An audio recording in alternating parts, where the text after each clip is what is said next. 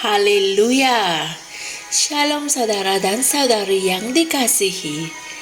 Tiba masanya untuk Rhapsody Reality.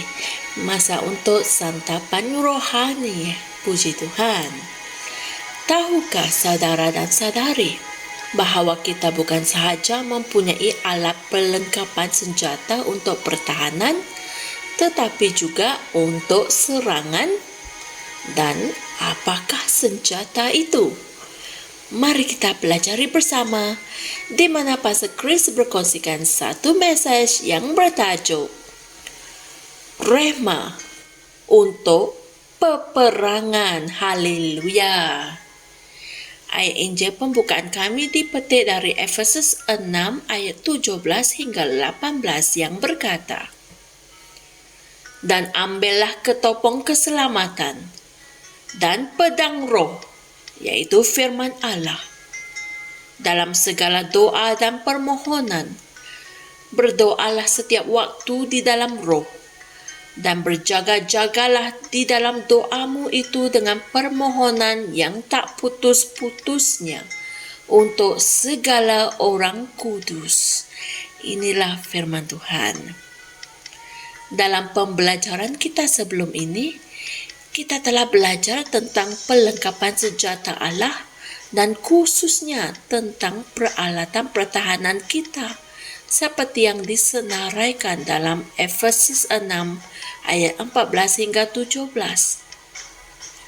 Daripada semua 7 alat perlengkapan senjata itu, hanya satu senjata untuk serangan, dan itu adalah pedang roh. Haleluya. Pedang roh itu adalah firman atau rhema Allah. Rhema adalah perkataan Yunani yang diterjemahkan sebagai firman dalam ayat Injil ini. Rhema adalah firman untuk sekarang. Firman yang pribadi buat masa ini mengenai kamu. Ianya berbeza dengan logos Allah, yaitu firman Allah yang umum. Alkitab menasihati kita untuk mengambil rhema dan menang dengannya. Bagaimana? Dengan bercakap. Haleluya. Rhema itu adalah firman yang diucapkan. Ia adalah ucapan yang diilhamkan oleh firman Allah dari mulutmu. Manakala logos lebih berdasarkan penilaian berbanding dengan diilhamkan. Alkitab menggambarkan rhema Allah sebagai pedang roh. Haleluya. Pedang melambangkan penghakiman dan kesediaan untuk menyerang. Oleh itu, ia adalah senjata serangan yang kamu tujukan bukan kepada dirimu sendiri tetapi kepada musuh. Puji Tuhan. Dalam ayat Injil pembukaan kami, Paulus menunjukkan kepada kita cara menggunakan rhema untuk memperjuangkan perjuangan yang baik. Dia berkata, dalam segala doa dan permohonan, berdoalah setiap waktu di dalam roh, dan berjaga-jagalah di dalam doamu itu dengan permohonan yang tak putus-putusnya untuk segala orang kudus. Haleluya. Ini adalah jenis rhema yang berbeza. Ini adalah rhema peperangan. Apabila Alkitab memberitahu kita untuk mengambil pedang roh, ia adalah suatu ungkapan yang bersifat militan.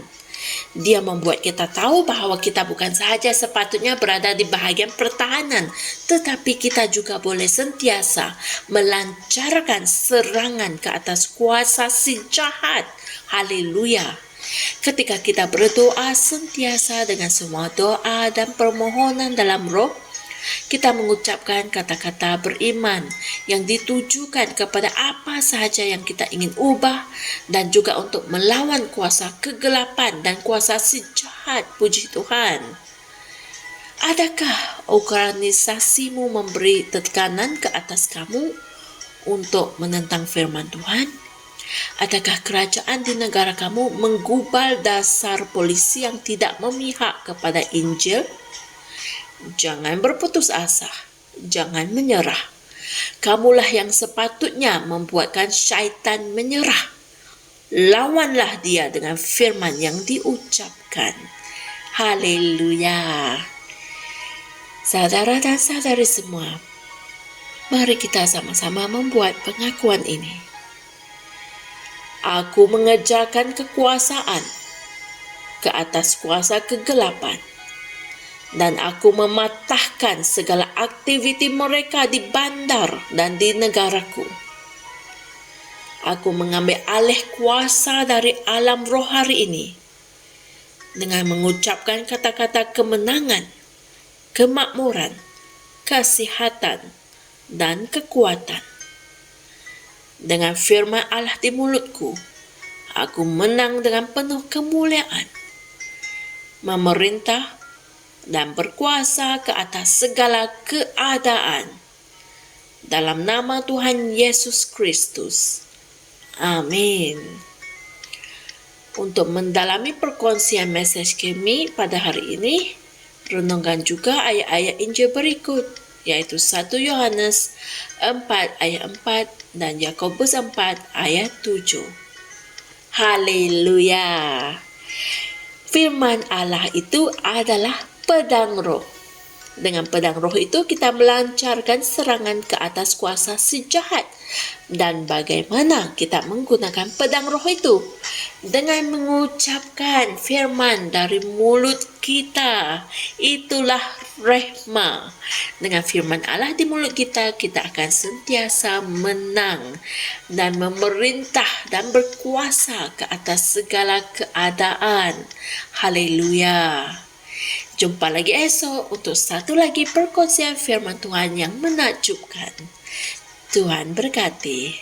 Shalom. Kami percaya saudara-saudari semua telah diberkati dengan perkongsian firman dari Rhapsody Reality. Bagi sesiapa yang ingin menjadikan Yesus Kristus sebagai Tuhan dalam kehidupanmu, kamu boleh mengucapkan doa ini bersama dengan saya.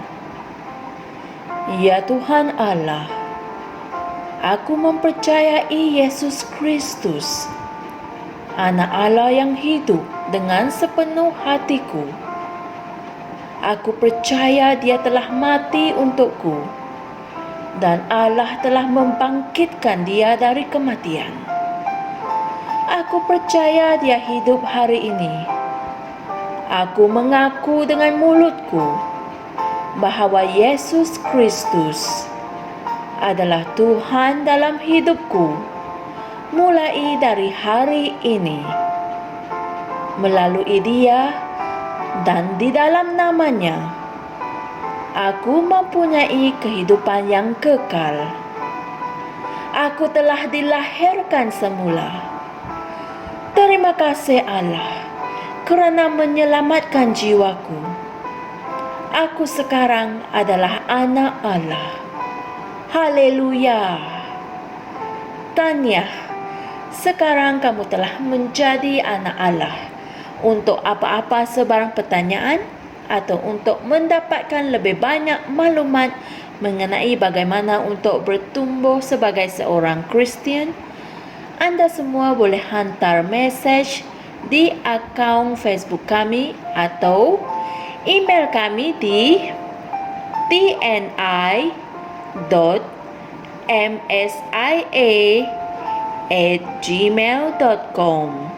Sekali lagi, tni.msia@gmail.com.